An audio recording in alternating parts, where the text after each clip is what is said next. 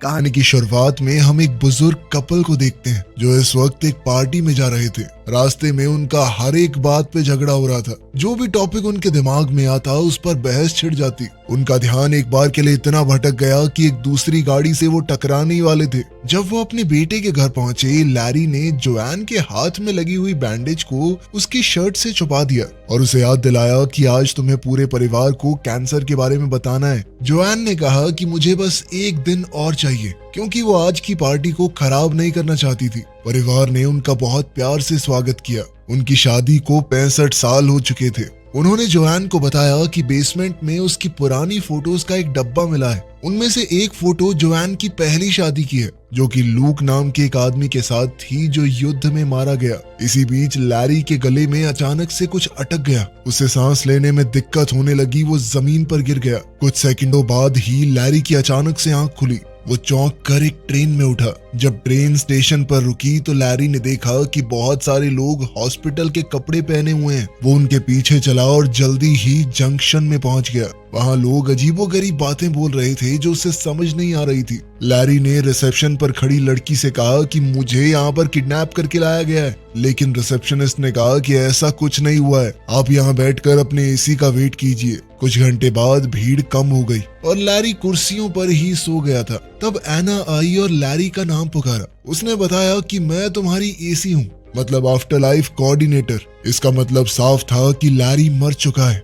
और अब एना का काम है उसे सही जगह पर पहुंचाना। लैरी अभी भी इस बात को समझ नहीं पा रहा था कि वो मर चुका है। तभी एना ने लैरी को शीशा दिखाया। लैरी ये देखकर हैरान हो गया कि वो फिर से जवान हो गया है। एना ने बताया कि जब लोग जंक्शन पहुंचते हैं तो उनका शरीर वो वाला रूप ले लेता है जब वो अपनी जिंदगी में सबसे ज्यादा खुश थे। जब एना उसे बिल्डिंग दिखा रही थी तो लैरी बार बार बोलने लगा कि मुझे अपनी पत्नी के पास जाना है। परेशान होकर एना ने उसे एक चमाट दिया ताकि वो रोना धोना बंद करे। मरने के बाद भी रो रहा है, तू पागल है क्या? उसने ये भी बताया कि ये कोई स्वर्ग या नर्क नहीं है, ये बस थोड़े दिन का स्टॉप है जिसे तुम बदल नहीं सकते। एक बार चुन लिया तो चुन लिया। तभी एक अलार्म बजा और लैरी ने देखा कि सिक्योरिटी एक आदमी को पकड़ रही है। एना ने लैरी से कहा कि ये लाल दरवाजे से भाग कर आया होगा, तुम कभी ऐसा मत करना, ठीक है? फिर एना उसे टेम्परेरी रूम में ले गई और उसे अलग अलग धर्मों के हिसाब से आगे की दुनिया दिखाई। लैरी को इस कमरे में 7 दिन तक रहने को मिलेगा, जब तक वो अपनी आगे की जिंदगी को चुन नहीं लेता। अलमारी में उसके मनपसंद कपड़े रखे हुए थे। कपड़े बदलने के बाद लैरी ने टीवी चलाया, लेकिन सारे टीवी चैनल्स पर यह दिख रहा था कि आप अपनी नई जिंदगी यहाँ शुरू करें, नहीं यहाँ शुरू करें। फिर वो जंक्शन घूमने गया। बहुत सारे स्टॉल देखे जो आगे की जिंदगी का सपना बेच रहे थे। आखिर में भूला भटका वो एक बार में पहुंचा। जैसे ही वो बैठा तो एक सुंदर औरत उसके पास आकर बैठ गई और फ्लर्ट करने लगी। वो दिखा रही थी कि तुम्हारी आगे की जिंदगी दिलचस्प भी हो सकती है। जिस पर लैरी ने कहा कि सॉरी दीदी, मैं शादीशुदा हूँ। बारटेंडर लूक ने लड़की को रोकते हुए कहा कि बार के अंदर एडवर्टाइजमेंट करना अलाउड नहीं है। इसके बाद वो औरत चुपचाप चली गई। लैरी ने लूक से पूछा कि क्या तुम एक एंजल हो? पर लूक ने कहा कि वो भी उसकी तरह एक आत्मा है जो जंक्शन पर अभी नौकरी कर रही है। लैरी अभी भी थोड़ा कंफ्यूज था तो लूक ने उसे रूल बताए। एक बार अगर तुमने आगे की जिंदगी चुन ली तो उसे बदल नहीं सकते। दूसरी किसी जिंदगी में जाना भी अलाउड नहीं है। अगर कोई भी रूल तोड़ा, ज्यादा दिन यहाँ रुक गए या फिर अपनी जिंदगी बदलने की कोशिश की तो तुम्हें वॉइड में डाल दिया जाएगा। वॉइड एक ऐसी जगह है जहाँ पर सिर्फ अंधेरा होता है, हमेशा के लिए। उनके बीच अच्छी बातचीत हो गई तो लैरी ने लूक को बताया कि यार मेरी पत्नी को कैंसर है, मैंने वादा किया था कि उसका ख्याल रखूंगा। अब बुरा लग रहा है कि उससे पहले ही यहाँ पर आ गया। फिर 1-2 गटकाने के बाद लैरी अपने कमरे में जाकर सो गया। अगली सुबह एना ने बेड पर चढ़कर लैरी को उठाया। बेचारा लैरी चौंक कर उठा। खैर फिर वो एना से पूछने लगा कि लोग यहाँ पर नौकरी क्यों कर रहे हैं। एना ने कहा कि कुछ लोग ये मान ही नहीं पाते कि वो मर चुके हैं। कुछ अपने परिवार या जिनसे भी वो प्यार करते हैं उनका वेट कर रहे हैं कि वो भी एक बार मरने के बाद यहाँ आ जाएं तो फिर चले जाएंगे एक जगह पर। और सबसे ज्यादा बुरा तो उनके साथ हो रहा है जो चुन ही नहीं पाते। लैरी ने पूछा कि मेरी पत्नी का क्या हाल है? जोआन, वो भी जल्दी मरती होगी है ना? लेकिन एना ने कहा कि ये इन्फॉर्मेशन अभी नहीं मिल सकती। लैरी ने फैसला किया कि वो जोआन का इंतजार करेगा। एना ने कहा कि देखो 7 दिन का स्टे तो फ्री है, उसके बाद तुम्हें भी काम करना पड़ेगा अगर रुकना है यहाँ पे, और साथ ही बेसमेंट में शिफ्ट होना पड़ेगा। कुछ दिन निकल गए लेकिन जोआन का कोई अता पता नहीं चला। एना ने कहा कि तुम श्योर हो इसमें कई महीने भी लग सकते हैं, ऐसा भी तो हो सकता है उसका कैंसर ठीक हो गया हो। इसके बाद लैरी ने फैसला किया कि वो एक प्यारा सा घर बसाएगा जोआन की याद में, ताकि जब भी वो आए तो सब कुछ एकदम तैयार हो। उस रात लैरी ने अपनी पत्नी के लिए एक चिट्ठी लिखी। उसी वक्त कैंसर से जोआन मर गई और वो भी ट्रेन में उठी। अगली सुबह एना लैरी को उसकी नई जिंदगी की तरफ ले जा रही थी। लैरी ने एना को चिट्ठी देकर कहा कि जोआन को दे देना, लेकिन एना ने कहा कि ये रूल्स के खिलाफ है, अगर हो पाया तो कर दूंगी, पक्का नहीं कह सकती। लैरी अब स्टेशन की तरफ गया जबकि जोआन ट्रेन से उतर रही थी। एस्केलेटर पर लैरी ने अपनी पत्नी को देखा, लेकिन जोआन ने उस पर ध्यान नहीं दिया। बेचैन होकर बेचारा लैरी भी वापस हो लिया। वहाँ जोआन शीशे में अपना जवान चेहरा देख रही थी। दोनों मिले और प्यार से गले लगे। जोआन पहले ही समझ गई थी कि वो मर चुकी है। उसने लैरी को डांटना शुरू कर दिया कि इस तरह से कौन मरता है, बेवकूफ हो गया, ध्यान से नहीं खा सकते। तभी वहाँ रायन आया जो कि जोआन का आफ्टर लाइफ कोऑर्डिनेटर है। वो जोआन को लैरी से अलग करके उसके पहले पति लूक के पास ले गया, जो बेचारा 67 साल से उसका इंतजार कर रहा था। जोआन लूक को देखकर बहुत इमोशनल हो गई। तभी लैरी बीच में कूद पड़ा। अरे कुछ नहीं होता, लोग मर जाते हैं यार, नॉर्मल चीज है, चलो बेबी अपनी दुनिया में चलते हैं, नई मैंने चुनी है आपके लिए। लेकिन जोआन को समझ नहीं आ रहा था कि ये हो क्या रहा है। जल्द ही उसे पता चला कि उसे दोनों में से एक पति चुनना पड़ेगा, जिसके साथ वो अपनी मनचाही जिंदगी बसा सकती है। तभी रायन सभी रूल्स समझाते हुए उसे कमरे में ले गया। कपड़े बदलने के बाद अब रायन जोआन को उसके ऑप्शन समझा रहा था। तभी लूक वहाँ पर आया। डर के मारे कि उसे दोनों में से एक को चुनना होगा, जोआन ने दरवाजा ही बंद कर दिया। रायन का तो कहना था कि लूक बहुत अच्छा है, वो 67 साल से तुम्हारा यहाँ पर इंतजार कर रहा है। उधर लैरी एना के सामने गुस्सा निकाल रहा था। एना ने बताया कि मेरा और जो रायन है ना, मतलब जोआन का एसी, हम पहले रिलेशनशिप में थे, हमारी लड़ाई हो रखी है ना, तो वो जान के भी तुम्हारे अगेंस्ट बोल रहा होगा। लेकिन लैरी कहने लगा कि मेरी और जोआन की शादी 65 साल की है, इतने साल तो वो लुक्खा लूक जिंदा भी नहीं रह पाया, हमारे साथ बच्चे हुए पूरी जिंदगी बिताई है हमने। उधर जोआन और लूक जंक्शन में वॉक पर गए। वो दोनों थोड़ा अजीब सा महसूस कर रहे थे। अचानक दो गार्ड्स एक आदमी को पकड़ने के लिए भागे, जो अपनी चुनी हुई जिंदगी से भाग रहा था। एक गार्ड ने लूक को हाय कहा और तुरंत जोआन को पहचान लिया, ये कहकर कि आखिरकार आप पहुंच ही गई यहाँ पर। ये सुनकर जोआन को बहुत अच्छा लगा, क्योंकि इसका मतलब साफ था कि लूक उसके बारे में बात करता है। गार्ड्स के जाने के बाद लूक ने जोआन को रूल समझाए और साथ ही अपने प्यार का इजहार कर दिया। उसने कहा कि मैं हर दिन तुम्हारे बारे में सोचता था। वो प्यारी बातें बोलता रहा और उसे किस करने की कोशिश की, लेकिन जोआन पीछे हट गई क्योंकि उसे अजीब लग रहा था। उसने कहा कि मुझे सोचने के लिए थोड़ा वक्त चाहिए और फिर जल्दी से वहां से भाग गई। कुछ ही मिनटों बाद लैरी जोआन के कमरे में घुस गया, बहुत सारे आगे की जिंदगी के ऑप्शन लेकर। जोआन घबरा गई और लैरी पर चिल्लाने लगी। उसने उसे भी वही जवाब दिया कि मुझे अभी थोड़ा वक्त चाहिए सोचने के लिए। वो कहने लगी कि पिछले कुछ दिन मेरे बहुत भारी थे, तुम्हारी मौत के बाद पता है मेरी बेस्ट फ्रेंड की भी मौत हो गई। इस बात से लैरी थोड़ा खुश हुआ, क्योंकि वो वैसे भी उसे खास पसंद नहीं थी। लैरी को याद आया कि स्क्वाट करने से जोआन हमेशा शांत हो जाती थी। बुजुर्ग होने के बाद से जोआन स्क्वाट नहीं कर पा रही थी, इसीलिए अब जवान होकर दोबारा से शरीर में ताकत महसूस करके उसे बहुत अच्छा लगा। उधर लैरी फिर से कुछ खा रहा था और उसका गले में दोबारा से खाना अटक गया। इस बात से जोआन अचानक घबरा गई, लेकिन लैरी हंसने लगा कि मर तो चुका हूँ, मजाक कर रहा था मैं बस। इसके बाद लैरी आराम से बेड पे लेट के रिलैक्स करने लगा, लेकिन जोआन ने उसे लात मार के बाहर निकाल दिया, जिसके बाद उस बेचारे को अपने बेसमेंट वाले कमरे में जाना पड़ा। लेकिन वापस जाते हुए लैरी ने एक बोर्ड देखा, जिसके ऊपर मरे हुए सिंगर डीन मार्टिन के शो का प्रमोशन था। जोआन को वो सिंगर बहुत ज्यादा पसंद है, इसलिए लैरी ने एना से शो अरेंज करने को कहा। जब लैरी अपने नए रूम में पहुंचा तो ये देखकर चौंक गया कि कितना छोटा कमरा दिया है उसे। अगली सुबह लैरी जोआन को वेटिंग एरिया में ले गया। वहाँ एना उस सिंगर को गाने के लिए ले आई और खुद पियानो बजा रही थी, लेकिन वो आदमी अजीबोगरीब बर्ताव करने लगा, सीढ़ियों से भी गिर गया। तब उन्हें समझ आया कि ये कोई असली डीन मार्टिन नहीं है, कोई बहरूपिया है, मरने के बाद भी नकल कर रहा है। कितना गंदा आदमी है ये। लूक तुरंत उसके पास आया, उसे खींचकर अपने साथ ले गया और एक मुक्का दे मारा। फिर रायन की मदद से लूक ने जोआन को फूल देने की कोशिश की, लेकिन लैरी ने फिर से बीच में बोलना शुरू कर दिया, ये चीटिंग है, फूल फाल कैसे दे रहा तू, मैं दे रहा हूँ कोई गिफ्ट। दोनों आदमी फिर से झगड़ा करने लगे और अब जोआन को बहुत ज्यादा गुस्सा आ रहा था तो उसने चिल्लाकर दोनों को चुप करवा दिया। इसके बाद जोआन एना और रायन को अपने कमरे में ले गई और उन दोनों पर काफी देर तक अपना गुस्सा निकाला। फिर उसने चिढ़कर कहा कि कोई तो रास्ता निकालो, ऐसे कैसे फैसला लूं मैं। कोऑर्डिनेटर्स ने रूल तोड़ने के लिए एक लंबी फोन कॉल की। कुछ देर बाद जोआन अपने दोनों पतियों को रूम में ले आई। कोऑर्डिनेटर्स ने बताया कि तुम्हारा केस थोड़ा सा खास है, इस वजह से हमें एक स्पेशल वीजा मिला है। जोआन को 2 बार चुनने की इजाजत मिलेगी। एक बार के लिए वो लैरी के साथ अपनी जिंदगी जाकर देख सकती है और एक बार लूक के साथ। उसके बाद उसे फैसला करना ही होगा। दोनों लड़के फिर से झगड़ा करने लगे कि पहले कौन जाएगा और उनके बीच में हाथापाई होने लगी। इसलिए जोआन फिर से चिल्ला पड़ी। उसने कहा कि पहले कौन जाएगा ये हम टॉस करके पता लगाएंगे। फिर से बहस शुरू हो गई। इस बार रायन ने दोनों को रोका। लैरी ने सिक्का उछाला और लूक जीत गया। ट्रेन राइड के दौरान लूक और जोआन पुराने दिन याद करते रहे। जल्द ही वो एक खूबसूरत पहाड़ पर पहुंचे जहां साफ आसमान और हरा भरा जंगल है। घूमते हुए दोनों ने बहुत मजे किए एक दूसरे का हाथ थामकर।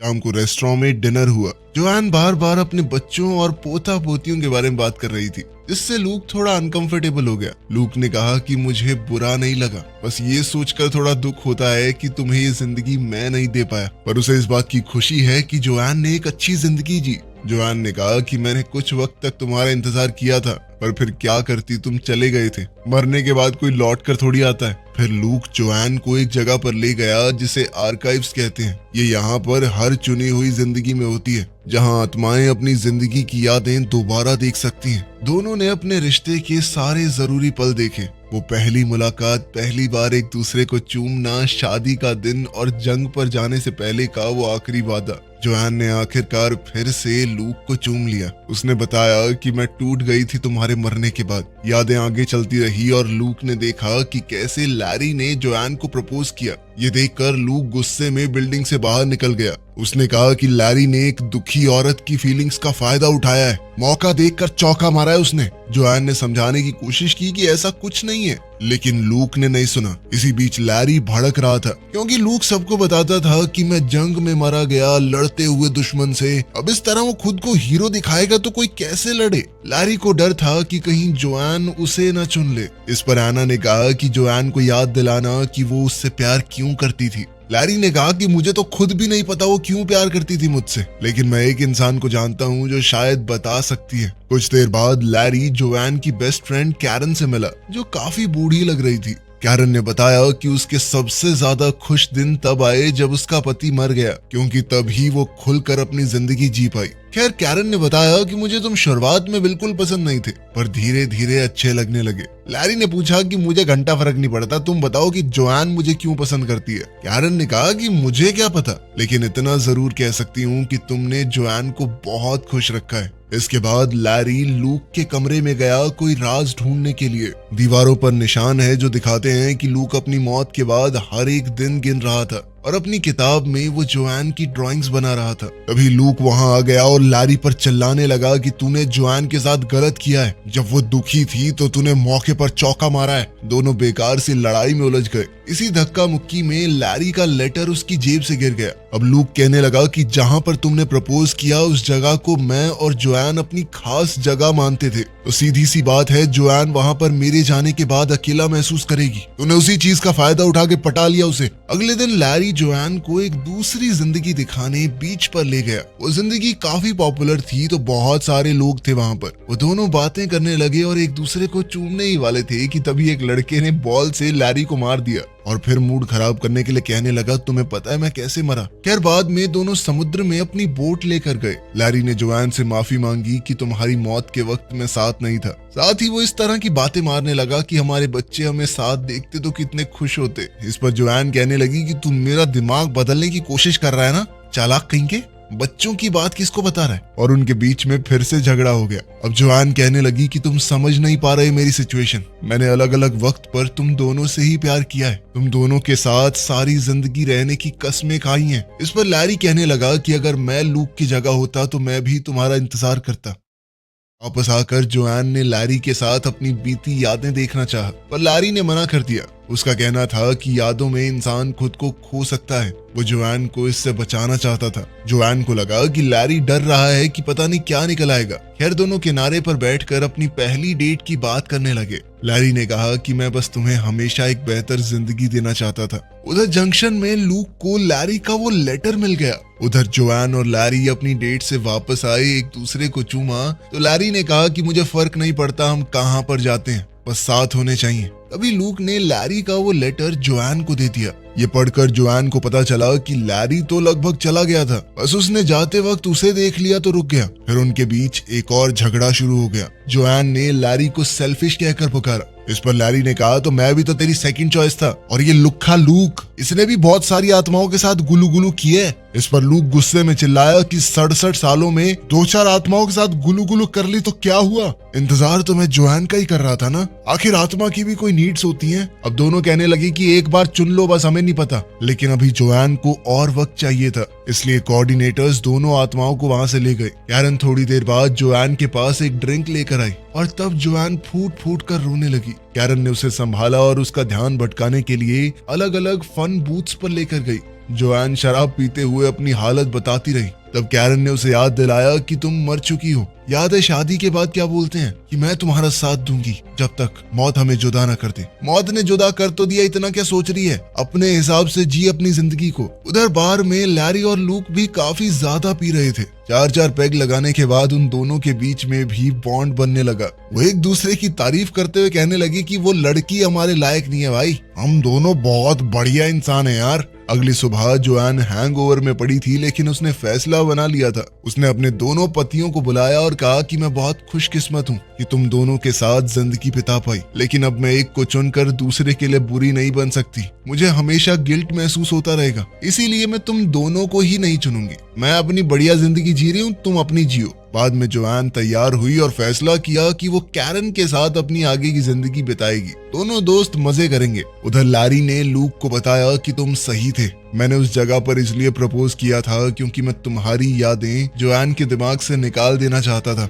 मर भी शायद इसलिए गया क्योंकि तुम्हारी शादी की पिक्चर देख ली थी। इस पर लूक ने भी जवाब दिया कि तूने जोआन के साथ जो जिंदगी जी है उससे मुझे भी बहुत जलन होती है। फिर लैरी को याद आया कि उन सब का शरीर वैसा दिखता है जैसे वो अपनी जिंदगी के सबसे खूबसूरत पलों में दिखते थे। लूक बिल्कुल वैसा दिखता है जब जोआन उससे शादी करने को मान गई थी। लैरी वैसा दिखता है जब जोआन उसके दूसरे बच्चे के साथ प्रेग्नेंट थी। ये सोचकर लैरी को अचानक से कुछ समझ आया। वो भागकर जोआन के पास गया। स्टेशन पर लैरी ने जोआन को ट्रेन में ढूंढ लिया और उससे कहा कि एक आखिरी बार बात करने के लिए नीचे आ जाओ। उसने कहा कि तुम्हारे बाल लंबे हैं, हमारी शादी के दौरान तुम्हारे बाल छोटे थे। इसका मतलब ये है कि तुम लूक के साथ जब थी तो वो तुम्हारी जिंदगी के सबसे खूबसूरत पल थे। तुम उसे चुनो ना, हमेशा खुश रहो। पहले तो जोआन ने मना किया, लेकिन लैरी ने कहा कि यही सही है। दोनों रोते हुए एक दूसरे से आखिरी बार गले लगे। कुछ समय बाद लूक और जोआन अपनी आगे की जिंदगी के लिए ट्रेन में जा रहे थे। लैरी जंक्शन में घूम रहा था क्योंकि वो नहीं जानता उसे कहाँ जाना है। तब उसने देखा कि एना और रायन वापस साथ आ गए हैं और उसे उनके लिए खुशी हुई। उधर लूक और जोआन ने अपनी नई जिंदगी शुरू की। वो एक दूसरे के साथ खुशी खुशी रहने लगे। लेकिन समय के साथ जोआन को डाउट होने लगा। वो अपनी पिछली यादें देखने गई और लैरी से पहली मुलाकात वाली मेमोरी देखी। अगले कुछ दिनों तक लूक जोआन को अलग अलग एक्टिविटीज पर ले गया, लेकिन जोआन को कुछ भी अच्छा नहीं लग रहा था। हर रात वो आर्काइव्स में जाकर लैरी के साथ अपनी जिंदगी को देखती। क्लर्क ने कहा कि इतना ज्यादा यादों में रहना सही नहीं होता, आगे बढ़ना जरूरी है। एक रात लूक ने कहा कि कितनी परफेक्ट जिंदगी है ये, लेकिन जोआन के पास कोई जवाब नहीं था। अगली सुबह लूक फिर से किसी हाइक पर जाना चाहता था, लेकिन अब जोआन टूट गई। उसने कहा कि उसने लूक को चुनकर गलती की। इस पर लूक गुस्सा हो गया और चिल्लाने लगा। जोआन ने समझाया कि मैं तुम्हारे साथ सबसे ज्यादा खुश थी क्योंकि वो जवानी का प्यार था, ना घर के किराए की टेंशन, ना नौकरी की, ना बच्चों की। लेकिन प्यार सिर्फ अच्छे पल नहीं होते, उसमें अच्छी बुरी यादें सब होती हैं। उसने कहा कि तुम 67 साल पुरानी जोआन से प्यार करते हो, लेकिन मैं अब बदल चुकी हूँ। जोआन ने फैसला किया कि वो वापस जाने की कोशिश करेगी, चाहे पकड़ी ही क्यों ना जाए। वो रोते हुए बोली कि मैं तुमसे प्यार करती थी, लेकिन अब लैरी से करती हूँ। कुछ घंटे बाद जोआन भागने का प्लान बनाते हुए चाकू से दरवाजा खोलने की प्रैक्टिस कर रही थी। तब लूक वापस आया और कहा कि मैं तुम्हारी मदद करूंगा। दोनों आर्काइव्स में गए, वहीं पर वो लाल दरवाजा था। अब लूक क्लर्क के सामने दुखी होने का नाटक करने लगा। भाई मेरी जिंदगी बर्बाद हो गई यार, मैं बहुत परेशान हूँ। जैसे ही गार्ड का ध्यान भटका, जोआन चुपके से अंदर चली गई। लूक भी नॉर्मल क्लाइंट बन के अंदर चला गया। दोनों ने अपनी शादी की यादें देखी और एक आखिरी बार अलविदा कहा। जोआन अपनी मेमोरीज के पीछे जाकर लाल दरवाजे में घुस गई, जो उसे अपने बचपन की यादों के कॉरिडोर में ले गया। अलार्म बजने लगा और गार्ड्स आ गए। जोआन जल्दी से भागकर लूक की मौत वाली मेमोरी के दरवाजे में घुस गई। वॉशिंग मशीन के दरवाजे ने उसे लैरी के साथ झगड़े वाली मेमोरी में गिरा दिया। गार्ड्स पास आ रहे थे। जोआन ने दरवाजे को कुर्सी से ब्लॉक कर दिया और जल्दी से ऊपर भागी, जहां उसे अपना पुराना वर्जन दिखाई दिया। बूढ़ी जोआन ने मरते हुए भी लैरी का नाम लिया, जबकि हमारी जवान जोआन बेड के नीचे छुपने की कोशिश करने लगी। गार्ड्स उसके पीछे थे, लेकिन जोआन अब रेंगती हुई ट्रेन ट्रैक्स पर पहुंच गई। टनल से होते हुए वो जंक्शन में वापस पहुंच गई। रिसेप्शन पर वो लैरी के बारे में पूछ रही थी, लेकिन उसी वक्त उसका वांटेड नोटिस आ गया, जिसके बाद उसे दोबारा से भागना पड़ा। बूथ एरिया में वो रायन और एना से टकरा गई। उन्होंने उसे छुपा दिया और गार्ड्स को गलत डायरेक्शन बता दी। जोआन ने पूछा कि लैरी की आगे की जिंदगी कहाँ है, और कोऑर्डिनेटर्स ने जो जवाब दिया उससे वो हैरान रह गई। लैरी को तो जोआन के बिना कोई जिंदगी चाहिए ही नहीं थी। अब वो भागकर जल्दी से लैरी के पास पहुंची, जो बारटेंडर का काम कर रहा था। दोनों ने एक पैग लगाया, जिसके बाद जोआन ने लैरी से कहा कि तुम मेरे साथ चलो, लेकिन मैं पहले ही बता दूं कि मैं रूल तोड़कर यहाँ पर आई हूँ, मेरे साथ फंस सकते हो। लेकिन लैरी ने बिना सोचे समझे हाँ कह दिया। कुछ पलों बाद उन दोनों ने एक ऐसी जिंदगी चुनी जो बिल्कुल उनके शादी वाले घर जैसी है, जिस मोहल्ले में उन्होंने अपनी पूरी जिंदगी बिताई थी। वीडियो पसंद आई तो लाइक कर देना, चैनल को सब्सक्राइब कर लेना। मिलते हैं अगली वीडियो में।